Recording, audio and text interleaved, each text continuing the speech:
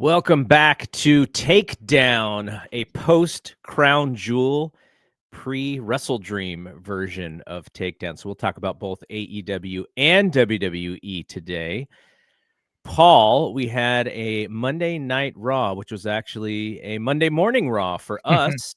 It was in Perth as well, which is where Crown Jewel was. And I woke up to a text this morning of someone spoiling what happened at Raw. And my first thought was, man, like, why are you going to spoil that? Like right away. And then I thought, you know what? This is actually a blessing in disguise because now I'll make sure to figure out and watch what happened so I could talk to Paul about it on this show.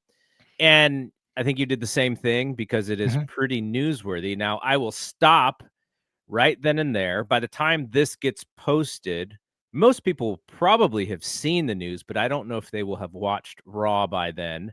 So if you haven't seen anything about Raw, pause this. You can always come back, but I don't want to spoil it for anybody. So that is your warning, because from here on out, Paul and I are going to spoil the happenings of Raw.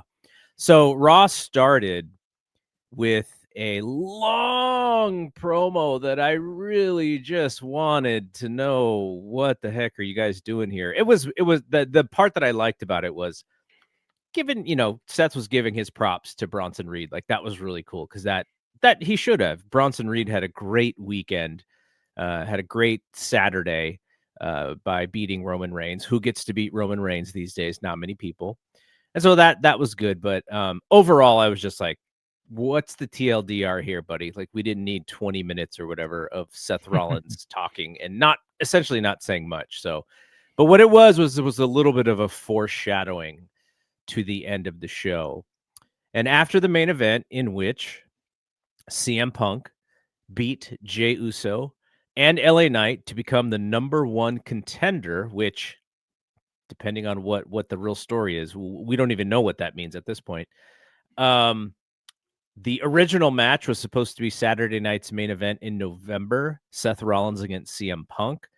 As far as what storyline has said, that is what is supposed to happen. What was it, November or December? Like I think November. There's Oh, a okay, Salt so there's a so I Salt Lake misunderstood. there's a Salt Lake City show, Salt Lake Shitty, Shitty Salt Lake show. pre Survivor Series, like a few weeks Okay, before Survivor Series. gotcha. Okay. And that was the main event, was supposed to be Seth Rollins and CM Punk, as per Dave Meltzer. See, I misunderstood that. I thought that Punk Rollins match was on the undercard of Cena and Gunther, but I guess not. And then also supposedly on that show is Drew McIntyre and Jacob Fatu for the shot at Cody. Okay. So, but we'll see what happens with that show. As of now, we are unsure where things are going. And so after that match is over, Jey Uso is getting laid out, and the Vision is out there, and they turn on Seth Rollins to end the show. And at first, Paul Heyman was looking at Braun Breaker, who had just speared both Jey Uso and LA Knight and was about to do something to CM Punk, I think. And he looked at Braun Breaker after Braun Breaker then speared Seth Rollins as if it was abject horror. Like, it was that Paul Heyman face of, oh my God, I can't believe you just did that. Then Braun Breaker looks at Bronson Reed and he's like, either you're with me or you're with him. Make your choice. Bronson Reed then gives Seth Rollins a tsunami splash, so he has chosen to go with Braun Breaker. And then Paul Heyman, at the end of this show, holds up both of their hands, maybe a little bit. It was questionable what he was going to do, but then he decided to raise both of their hands. So it looks like this new Vision, or whatever the name of this faction is, they may rename it, but it is right now Paul Heyman, Braun Breaker, and Bronson Reed as they laid out Seth Rollins to end the show. Now, what does that mean? The why? What the why, of course, is meaningful to us. Could he be hurt? Could they be doing a storyline because they are frustrated with ratings and they need to jumpstart something? It could be both. And that is kind of what we're wondering about. What did you think about when you saw this? Well, the first thing I'd say, it reminded me a lot of when I think it was when Jacob Fatu uh joined the bloodline, or either that or it's whenever they turned on Roman, and Paul Heyman was acting like he didn't know about it, and he was in horror, and he raised Solo's hand, and like he's like, well, I better go with him because that guy's out. That's kind of it was, if you look back and watch both of them together, it's almost the exact same thing. So you get the feeling that Heyman is a reluctant, uh, you know, carry on in this. He wasn't the mastermind of this, or at least that's what they want us to think. The one thing you didn't mention was this originally started with Braun spearing Seth after he had taken out Knight and Punk, like at ringside. But Bronson looked like he didn't know what was happening either. And then Braun got in his face and said, make your choice now. Like you're either with me or you're with him. Make your choice. And then he hauled Seth over to the corner and gave him a tsunami. And then they went to Paul and said, now you make your choice. Who are you with? So it was very much positioned like this was all Braun, and it was a spur of the moment thing. That said, I can tell you that I felt like this was going to happen as far back as Friday, because, well, they aired something on SmackDown, and I told you, like, there's stuff that was happening on SmackDown, and it was actually highlights from before SmackDown, and it was what they had as the kickoff party, and you had Seth Rollins and Paul Heyman get in an argument, and Seth walked out.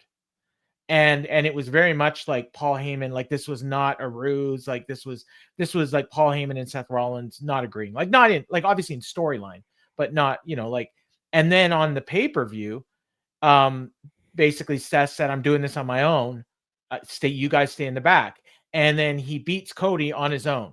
So my initial thought was, like, you told me something happened at the end of the show and I had to watch, and I texted you right back and I said, oh, I'm guessing Heyman dumped Seth, because that was where I was expecting this storyline to go. So if Seth hurt himself on Saturday, that's awful convenient. So the hurting himself spot that people are, we have some great Twitter sleuths, right? Yes. So there's a spot in the match against Cody where he does a coast-to-coast diving headbutt. When I saw this move, I was like, why are people still doing this diving headbutt? It leaves you so open for a bad landing. And we've seen in the past, Chris Benoit, Dynamite Kid, Harley Race, they've all had these crazy injuries, necks and backs and stuff. And so why would you open yourself up to do that? And if you watch the video, he kind of immediately protects his shoulder, and his arm is it's like you could tell something's going on. Now, maybe he's a great seller, or maybe he's really hurt. We don't know 100%. Like where I'm leaning right now as of this recording is that he might be hurt, but he did reference beating Cody with one arm in his promo at the beginning, and I was like, wait, what is he talking about? Yeah, because I'm like, was there an injury that I missed? And then, of course, I didn't know about this Twitter thing yet. And he's wearing his arm in a sling. Out after the show, he's taking photographs with some folks, but that would lead you to believe that this is a work because of the last time he did all of these things with that match where LA Knight beat him at Saturday night's main event because he hurt his knee or whatever. And we all knew at that point, well, when I watched it, I'd already heard about the thing, and I was like, okay, that looks way more like angle than real injury to me, because the way that the announcers react and everything. But sometimes, at least in today's announcing, like it's almost like the announcers don't know anything when they're watching, and so they don't know exactly what to call. Am I supposed to call it this way? Am I supposed to call it this way? Triple H could be in their headset as well, saying call it this way. So when I watched that Saturday Night's Main Event, I was like, okay, that's angle, just because Michael Cole was like so over the top. Right. This one, I didn't even really see the injury in real time, because I was probably just like so out of my mind that he would actually do this move, knowing the history of this injury. So now where we are is he hurt? Is he not? It is clear that they pulled the trigger on the Braun Breaker thing, which I had been saying since they got together. Like, I was like, oh, this would be a fantastic WrestleMania angle to build to Braun and Seth. But that is also because this is historically what they've done. Dave Batista and Triple H, right? Like leading to that kind of thing. So that was my thought. It looked like they were building Roman and Seth though for WrestleMania for a lot of the stuff that they were doing. I could have bought Brock Lesnar and Seth as well, depending on if they were going to. Paul Heyman was going to have both of these guys as the two alphas in this group. But if Seth is hurt, it is a clear change of direction. And I am happy, I guess, to say if it is Braun Breaker getting moved up to the main event slot, they have a very aging main event men's side, right? All these dudes are in their mid to late 30s or early 40s. In Brock's case, Brock is like late 40s. So Yeah, him having and this Punk are close to 50, I think. having this new guy who's a young dude is kind of a breath of fresh air to me. And so, but I guess we just have to wait and see what is the why. Why did this happen? Is it because of the injury? Is it something they've always been trying to do and they just sped it up because of the injury? If it is a shoulder injury, you're probably talking multiple months for Seth Rollins. But then again, they did let him go on television and take a spear and take a tsunami splash with a bad shoulder. That would seem like that would hurt like hell. Yeah, but it would hurt, but it wouldn't necessarily damage it anymore, especially if the guys are, trying to protect him in some way. So, yeah, it's not going to be fun, and you're going to hurt your shoulder. But you probably, if it's already dislocated, you're not going to dislocate it more, probably. Rotator cuff could be a Yeah, rotator cuff problem. yeah, I have which, rotator cuff problems, so I know yeah. what that feels like. And that's the kind of thing that, yeah, you take, a few weeks off, and maybe you can maybe he could even make that, Saturday night's main event in November. That's what, 6 weeks away. It's possible, certainly could be back by the Rumble and then, setting up for Mania. And yeah, I agree. Like if Roman and Seth was the plan and now they're maybe moving to Seth and Braun, then, it's not like there's a shortage of people that Roman can face. They could even go back to Roman and Bronson Reed, and that would be huge for Bronson. He's not young, but he's new. And that's, new is almost as good as young in some ways.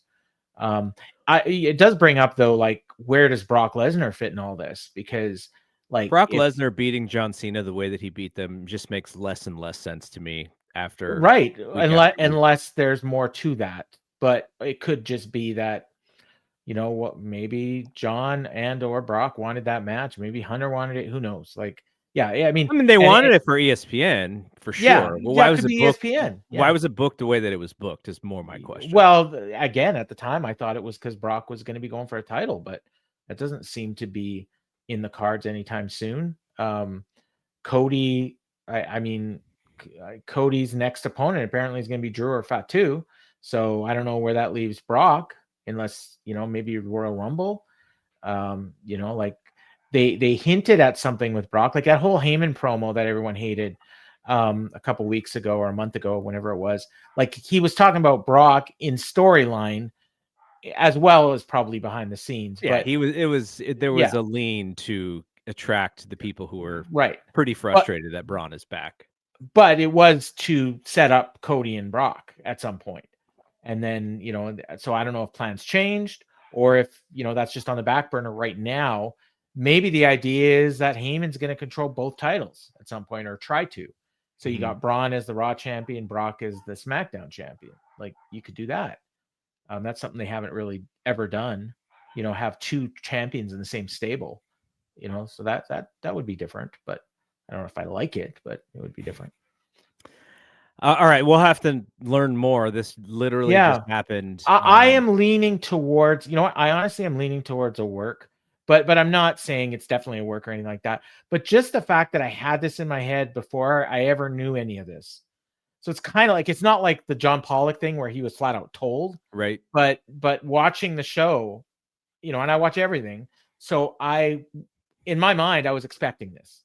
So the fact that it happened and it was surprising. And the funny thing is I will say this too. I guessed it, and then you told me, yeah, but you said it's interesting the way they did it. And so I'm waiting, and I don't know what's going to happen. And then they have this three-way, and I'm thinking, well, wait a minute, maybe one of the guys in the three-way are they now taking Seth's spot? And there was an interesting thing because Michael Cole was talking very much, positioning Jey Uso as a heel. Because even when he came out and saved Jimmy, he says, oh, he finally did something for somebody else. Like, he said that line. I thought it was so I was almost expecting Jey Uso to turn heel in that segment at the end. And it didn't happen. And then I was, well, maybe it's Punk. But no, they did take out Punk too. So I don't think Punk's not part of this. LA Knight's definitely not part of this. He's the pin eater. Jey Uso. I mean, Jey Uso there still might be something going on there with Jey Uso. Like there's something going on with Jey Uso, and I don't know what it is, but it could just be that they're going to reunite the bloodline but make it like they're not really baby faces, but they're not really heels either. Like, I don't like that either. But I mean, it seems to me like they're building Roman and Jay, and then Jay finally beats Roman to become the guy. I actually thought even maybe a three-way. With Jimmy in that match. Yeah. But then that's just like everyone's, what, Jimmy's just there to take the pin. But like maybe Jimmy gets a win, and then it's like, oh, we're gonna elevate Jimmy Uso. Like, I don't know about that, but it'd be kind of cool if he got elevated at the same time Naomi came back, and they're like a power couple. Jay's new character is that he's an asshole. He's like a selfish asshole. So it's the opposite of how he got over. Yeah, and he's like, even it's almost to the point now where he's like, he's going to the Yeats just to like, because he's playing the crowd like a fiddle, even though he does, you know what I mean? Like before, where he used to just do it because he liked to do it. Now it's like, oh, they're cheering for Punk, I'll do a yeet and get them to stop. You know what I mean? Like, it's maybe he's just sick of being the yeet guy and wants to do something serious. I don't know. Now, I will be at SmackDown on Friday, more than likely. I don't know that they will discuss this angle on SmackDown. They may just wait until Raw. So who knows? But at least I'll be there live to see the reaction to the current product, because the last time, I want to say like the last 4 times, I haven't been to a SmackDown. You want to know the last time I went to a SmackDown? They had kind of teased that Brock Lesnar was going to be in the house, and then he just does an interview from like his den in Atlanta, and people were very mad. That's the last time I was at a SmackDown, so I don't know how many years ago that was. But I've been to like 4 or 5 Raws in the past 2.5 years, and the crowd just got hotter and hotter and hotter and hotter for the product. So now the second Netflix Raw versus this random October SmackDown will be interesting to see if the crowd is just as hot, or if it's, definitely down from the current heyday, or the heyday of earlier this year. You got a good match, Drew and Fatu. And Fatu he's not Bay Area local, but he is Northern California local. And as well, I don't know if you go early, but they've been doing some bangers on Main Event lately. We'll probably get there early enough. I don't know. Yeah, I thought it was Nathan Fraser and Angelo Dawkins last week. It was awesome. Interesting. What a random match that is. Yeah. All right, let's stay on the WWE topic, and we'll end the show with the AEW because of WrestleDream. At Crown Jewel, AJ Styles and John Cena, they did a match that was maybe the most fan service match I've ever seen on WWE TV in my lifetime. They had John Cena hit all finishers of his foes. They had AJ Styles hit all the finishers of his foes. You had Michael Cole in his bag because he was like Excalibur, in the sense that he knew the name of every single move, except when AJ hit the Deadeye, which was the shout out to the fade to black from whatchamacall, the guy's in TNA right now.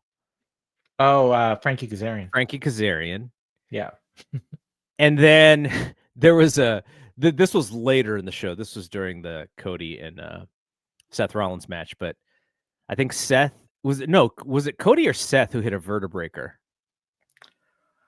I want to say Cody. I think it was Cody. Yeah. And I know it's funny because I was that a vertebreaker? And then they actually called it a vertebreaker. And Well, so Michael Cole called it a goodness.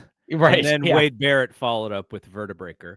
Yeah. By the way, Keela Cash and I did a show on Saturday evening. So if you have not watched Crown Jewel and you want to know a lot of stuff that happened, we went through everything. So that is on the feed, both feeds.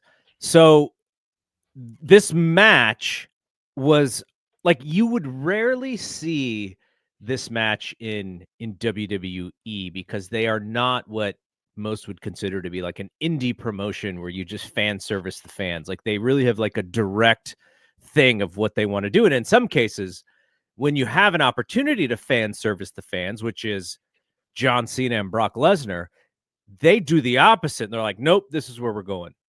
So with this match, AJ Styles and John Cena, there's no storyline anywhere. AJ's not getting a push, though I think on Raw, they did tease that he's going to get a tag team title shot in the near future. They announced it actually next week. It's so Dragon League. So he's somewhat tangential, but like not to John Cena. John Cena is also not really in any of these storylines. He's just checking off boxes for matches. And so they decided to lean into this idea of like, let's really pay tribute to, and use this opportunity to do this kind of fan servicey match. And when I was watching it, I thought, you know what? This is better than if they just did a straight match or if they tried to redo a match from the mid 2010s. Like, I'm glad that they went this way. And in some cases, I think they went a little bit too far. And the reason is because the theme of the show, when you had the Australian Rule Street fight to start the show, so nothing but plunder in that match. And then you had this match, which was kicking out of everyone's finisher. And then you had the main event, which was not only kicking out of finishers, but kicking out of avalanche versions of those finishers. And then having to go to a really bad foreign object spot to end the match. Like, who's going to get knocked out by a watch? Like, that was really silly. But that the theme of the show was like, man, nobody can get beat with a normal move. And so I'm watching this match going like, I hope they don't do a stunner because Austin's going to say, you guys are killing my finish here by kicking out of the stunner. But at the same time, I also knew that people would love this match for what it was, because it makes you remember a history of wrestling that you enjoyed. And I guarantee you more, probably twice as many people enjoy this current era than enjoyed the time frame of when John and AJ were having matches back then.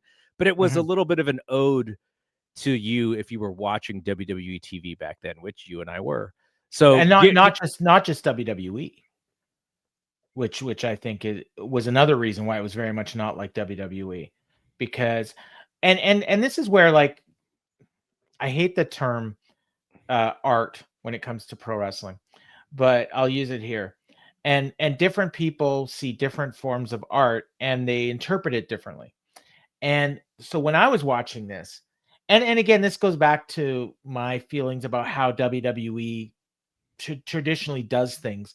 And if you remember back in whenever WrestleMania it was, that Triple H wrestled Sting, and the match basically became WWF versus WCW. Yeah. That was the theme of the match. It was kind of the same in my mind as I was watching this one. It was WWE versus the rest of the wrestling world that isn't WWE. And so, but they did not specify that in the announcing. No, they did not. Anyway, which was a failure, I thought. Right. But this is how I viewed it. So you had John Cena doing the moves of his favorite or greatest opponents, and I did also like the fans at different points would be calling for moves, and then he set them up, and then they pop because they knew it was coming. So he's like the Bray Wyatt and the RKO and the 619, which I think that 619 came out of nowhere. Like they were not expecting to do that, and then the fans were chanting, "Okay, let's do it." And then he didn't actually hit it because AJ scouted it. And then AJ was doing. I mean, how can you not scout it when the crowd's calling for it? Exactly. And then AJ was doing the moves of people that he wrestled in like TNA. And then also, and this is how I saw it, the Deadeye as like a hangman move. And then it was right after he'd done the Coquina Clutch. So it was like, well, AEW is doing a world title match. I'll do both the finishers of the guys in the match. Maybe that wasn't it. That's how I read it. Look, so AJ is smart enough to know that if he does the fade to black for Frankie Kazarian, people are going to think that he's doing the Deadeye. He's smart enough to know that. And when you position it right after the Coquina Clutch, and they called the Coquina Clutch. And the funny thing is they didn't call the Deadeye. So if they would have said fade to black, then it was like, oh, okay, it's Kazarian. I didn't even think of Kazarian when I saw the move. I didn't think of Kazarian either. No, but when Michael Cole was calling every move under the sun and all of a sudden won't say Deadeye, I was like, oh, okay. Yeah. Triple H is, don't you call that move. Yeah. Yeah. So, yeah, it was like, so I was enjoying myself like so much. The funny thing is like, I watched the show like super late. I think I started watching it at just before midnight my time on Saturday because it was a really busy day. And I had people texting me during the day, like, what do you think of Cena and AJ? What do you think of Cena and AJ? And I'm like, I haven't watched it yet. And then, you got to let me know what you think when you watch it. And one of the people who is more of an AEW fan, but he does dip his toe in WWE occasionally. And I'm a Dean, our friend the Dean. And he was one of them. And I'm pretty sure he didn't listen to your show with Keela because he watched it late as well. But he made the comment to me that it was like a love letter to pro wrestling. And that's the exact phrase that Keela used in the Discord. I don't know if she used it on your show. But yeah, we don't often see wrestling matches like this. Like it was, if it's a love letter to pro wrestling, you would think that the match would have been a little bit more serious and a little bit more instinctual and less planned. Like that's what I didn't like about that comment when people said that comment.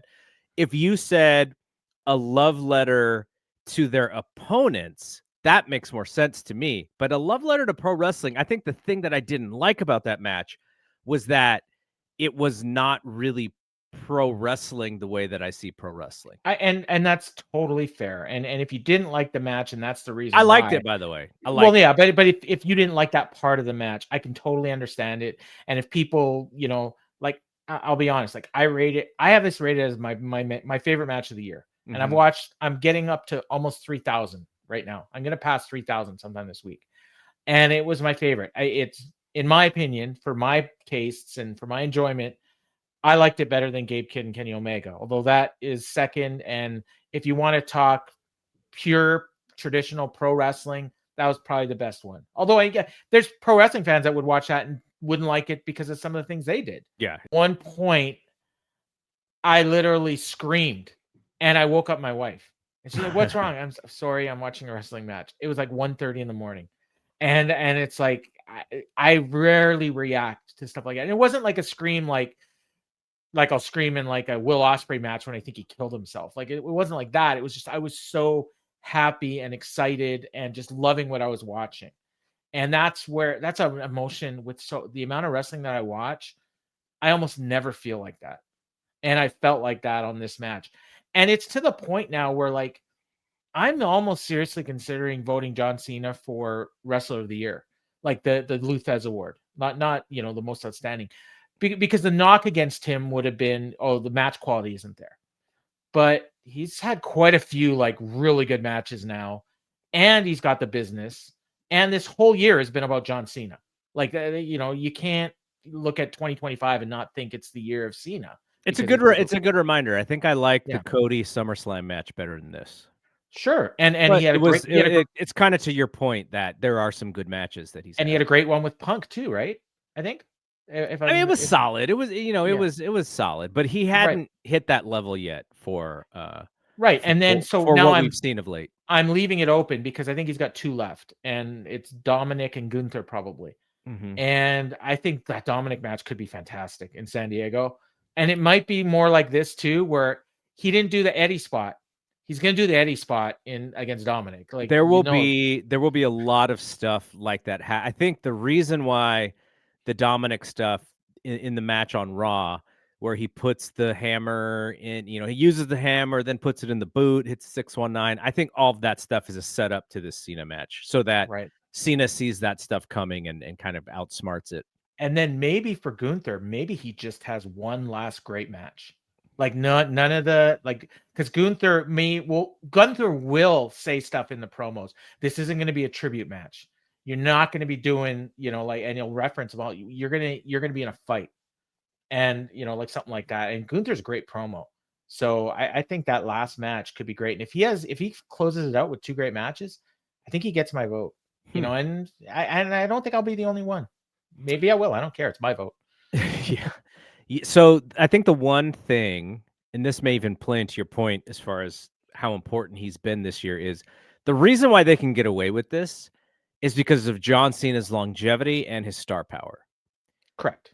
The reason why I said this reminds me of an indie match is because sometimes when you'd go to indie matches and there was a relationship between the 2 wrestlers and they may do moves from yesteryear, or they may do each other's finisher, or they may do superstar WWE finishers, because then the crowd starts popping like crazy. That's why I said it reminded me of an indie match, because sometimes you'll get that.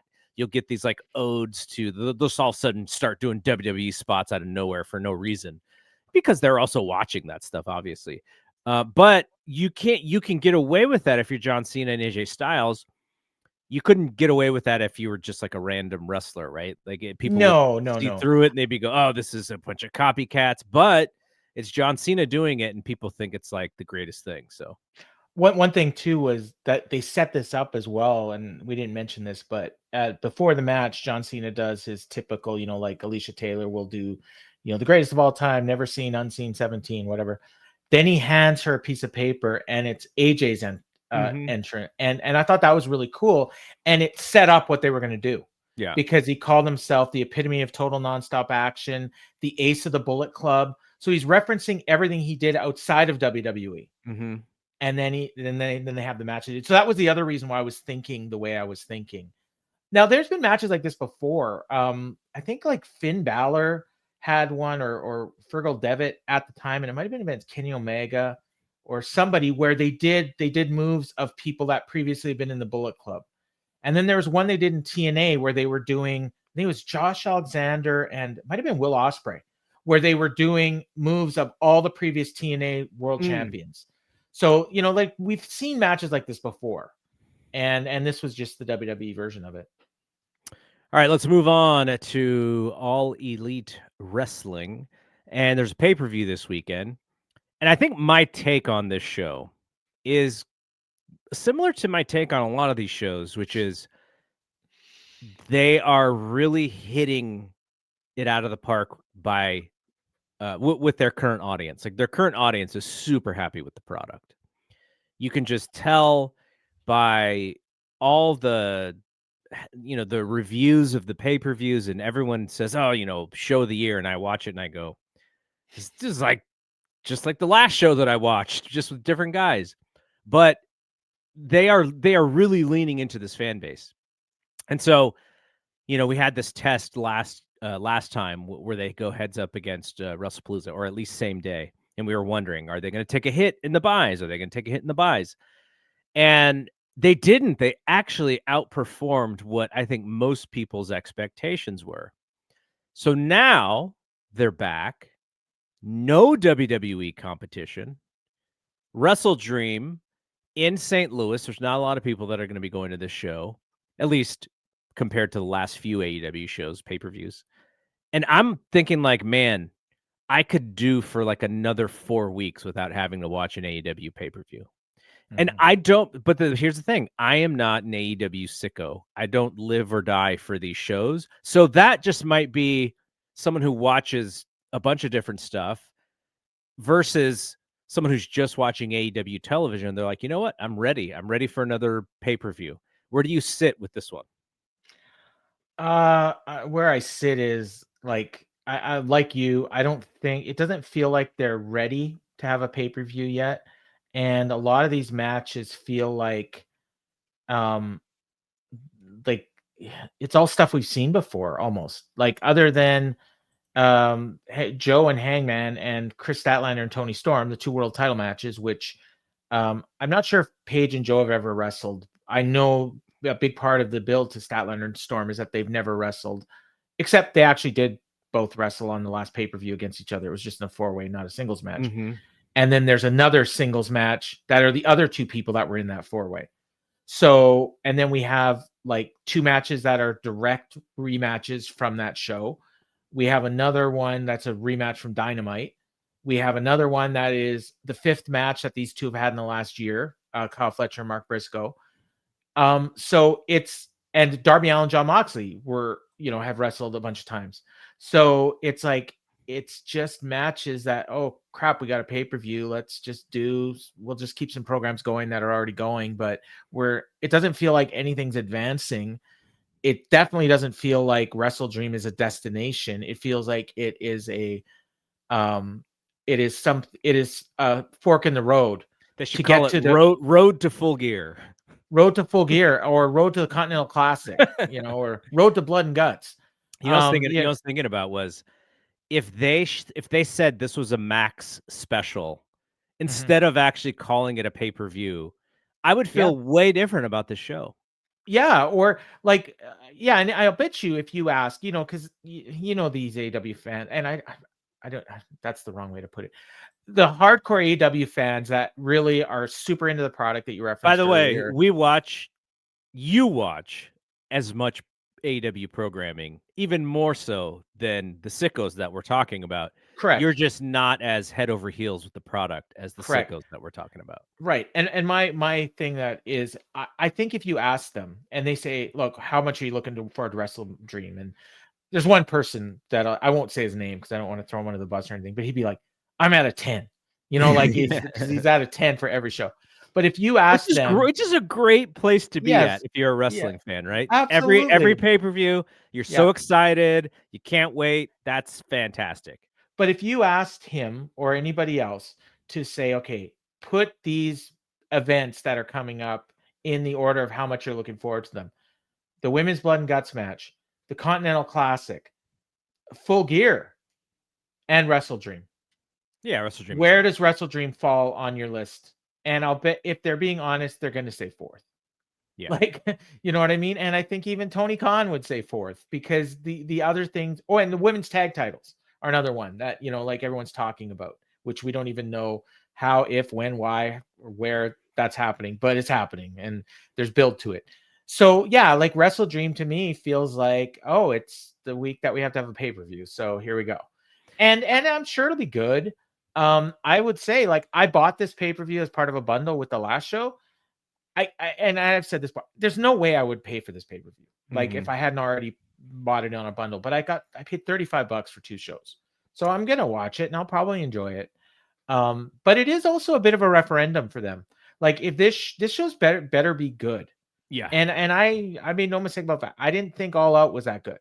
I know a lot of people loved it. It was I thought it was a good show. Like, I would give it like a C. You said B? Okay. Like, and whereas I would give like Crown Jewel like a B+. Like I thought it was really good. Whereas and the WrestlePalooza I gave it 6 out of 10. Some people say that's a D. In my mind, I was thinking C. Like it was an average show. It was, certainly not worthy of paying $30. Certainly not worthy of the debut on ESPN, as you're quick to point out.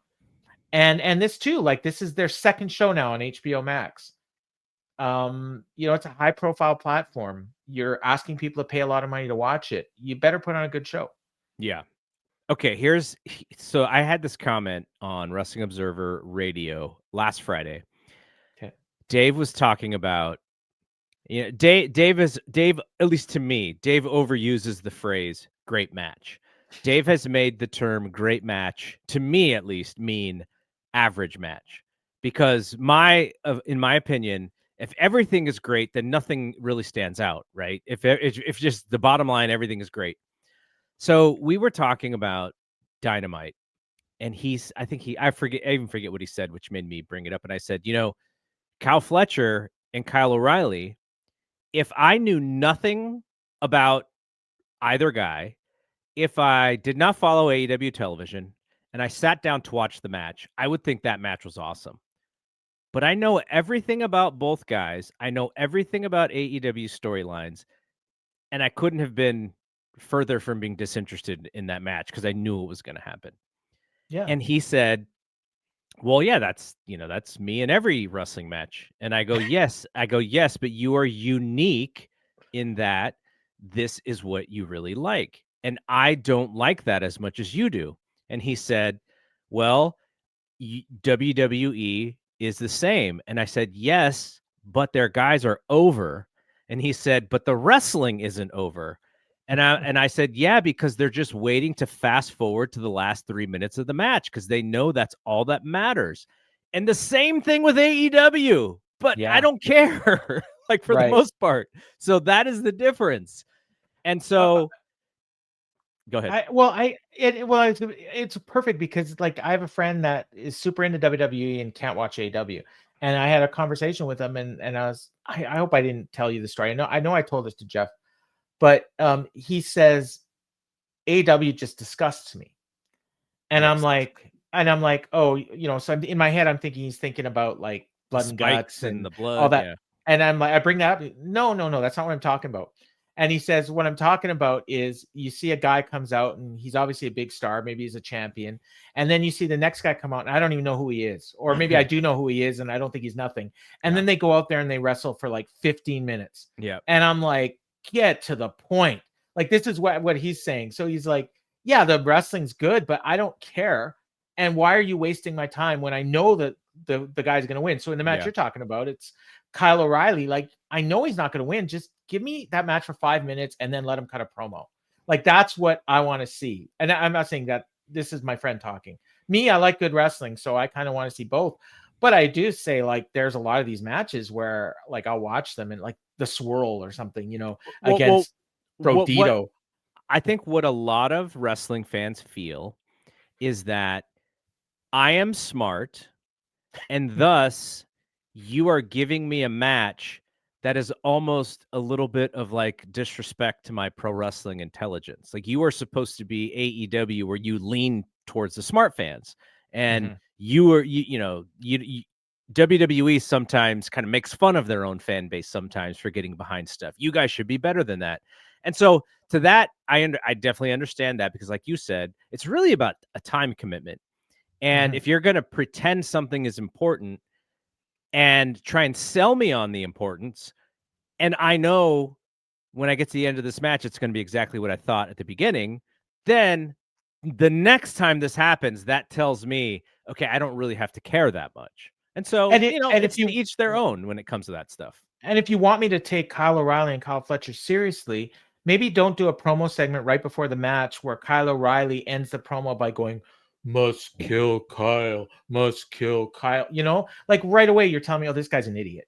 And I told Dave this, and he had an answer for it, but I said, if Kyle O'Reilly had won 3 matches in a row, and he said it was his campaign to get this match with Kyle Fletcher because he owes him one, then at least I would be a little bit more invested seeing that, okay, they're putting something behind Kyle to get him set up for this match. And then Dave said, well, a lot of things are very last minute these days. And they just wanted to have a match where people could chant Kyle forever.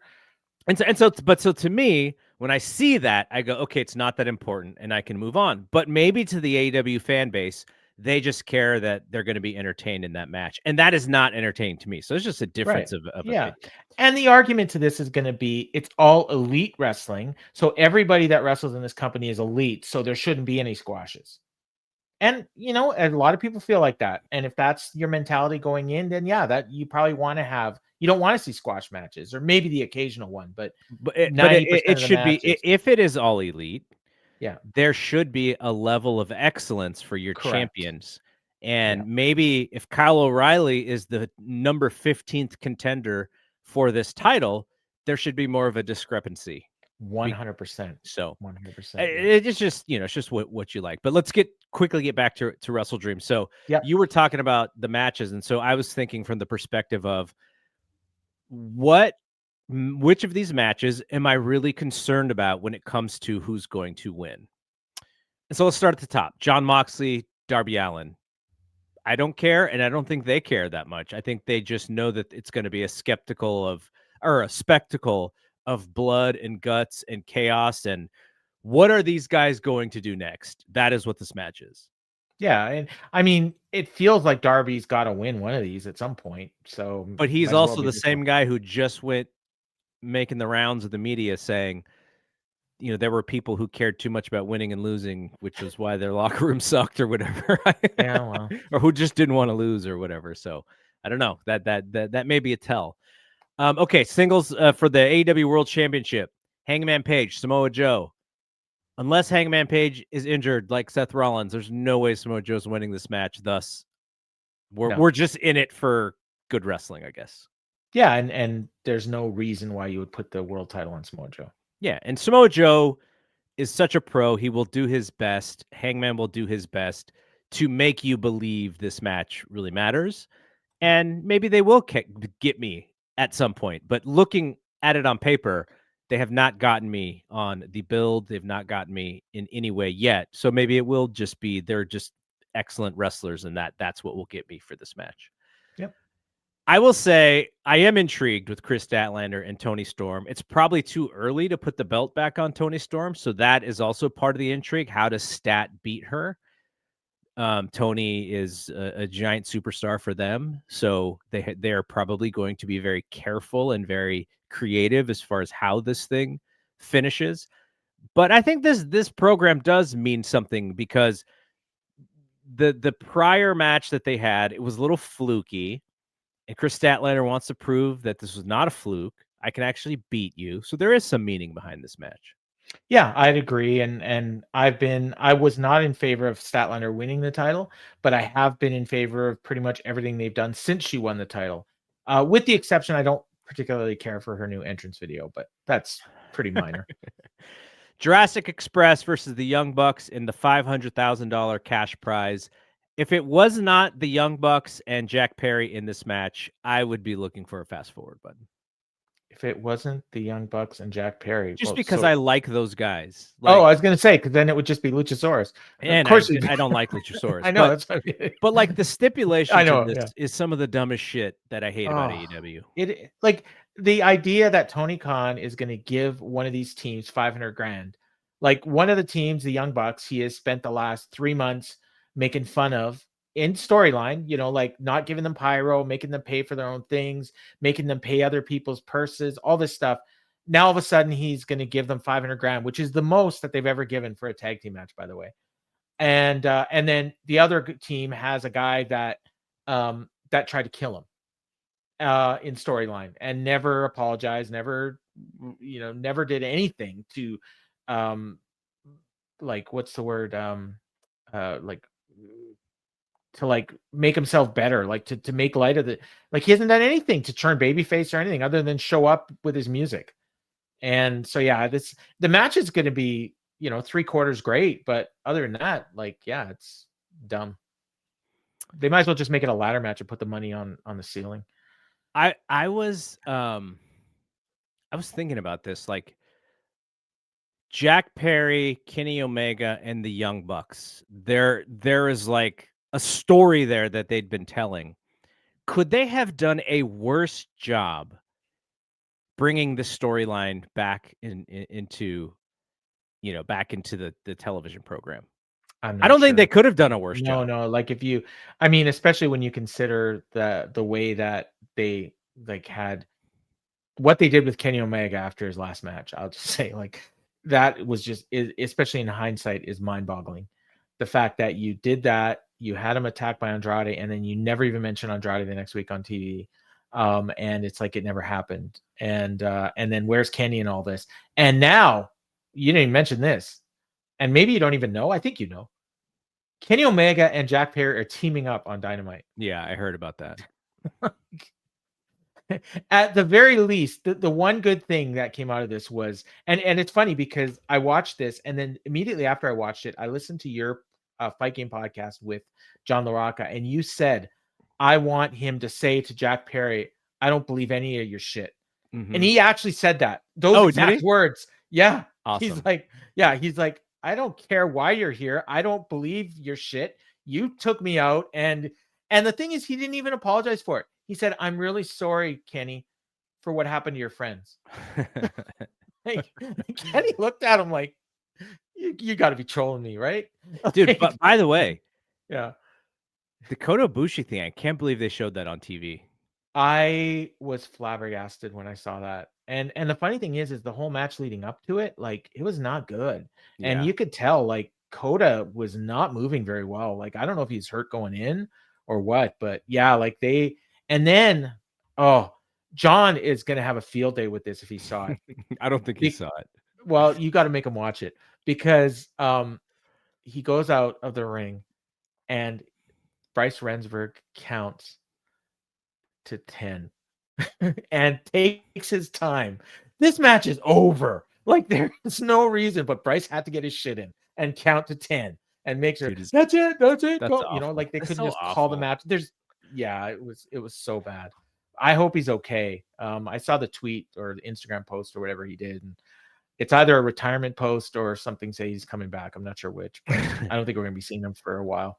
All right, let's get through the last few matches here. Kyle Fletcher, Mark Briscoe. I'm in on that. Yeah, but again, it's the 5th match they've had. I think Briscoe should win. I'm hoping he can win. I think he could win. So, but if Fletcher wins, I wouldn't be surprised either. So yeah, I don't know what's going to happen in that. I wonder if MJF comes back and interferes in some way. Feels early, but it's possible. Brodito versus Okada and Takeshita. I'm kind of in the middle on this. Like, I think it'll be good. But I'm not super interested in either team right now. And by the way, I haven't watched the New Japan show, so I don't know anything about the main event of that show. So it's another in there. It's another rematch. It just happened this week on Dynamite. I'm almost wondering if that Bandito injury was a work now. Like, I think that's what people thought. That's what Dave, hinted at on the thing. By the way, that CMLL match, I watched it because they put it on ROH.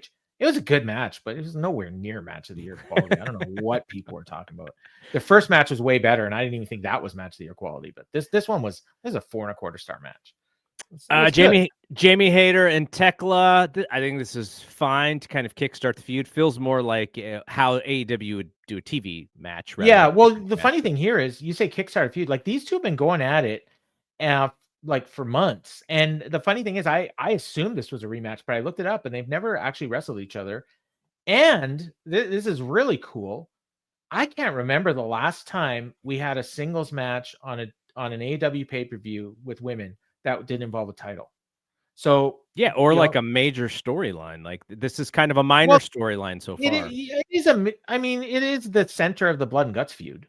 So, in that sense, it is a major storyline. But so I think the last one was Chris Statlander and Willow, where I think it was a tables match or something that they had it All Out last year. So they could add a stip to this one. And then it would be very much like that Willow stat. But it's good for both these women. And I got to say, like, I'm super into Tekla. Yeah, right. That's the intrigue here, is to see if she can continue raising her game. I think she should be the one to beat Statlander. I don't know when, but probably maybe like Revolution, like that would feel about right. And then the last match, at least on the main card, is the Hurt Syndicate against the Demand. We've seen it. we saw like a no DQ version of this on Dynamite, and now we're just seeing. Now it's just a straight match. Yes. Okay, and they wrestled on the last pay-per-view too. So this is their third match in a month. Yep. So yeah, this feels like a special episode of Dynamite, really. Yeah, like I said, if it was like a Max special, I'd be completely fine with it. It just doesn't feel like a pay-per-view to spend $50, but I say that as someone who's not going to spend $50 because I'm probably going to watch it at Dave's house. So it's just, what it really is whether or not it's worth my 4.5 hours of time away from my family. That's what it is to me. 4.5 hours. That is the key at this point. And at least I don't I don't think there's anything else going on this coming weekend. So there's probably UFC, but but the baseball playoffs, hockey, crap. There's a lot going on. All right, that is it from here. For Paul, I'm Double G. We'll see you next week. Peace out.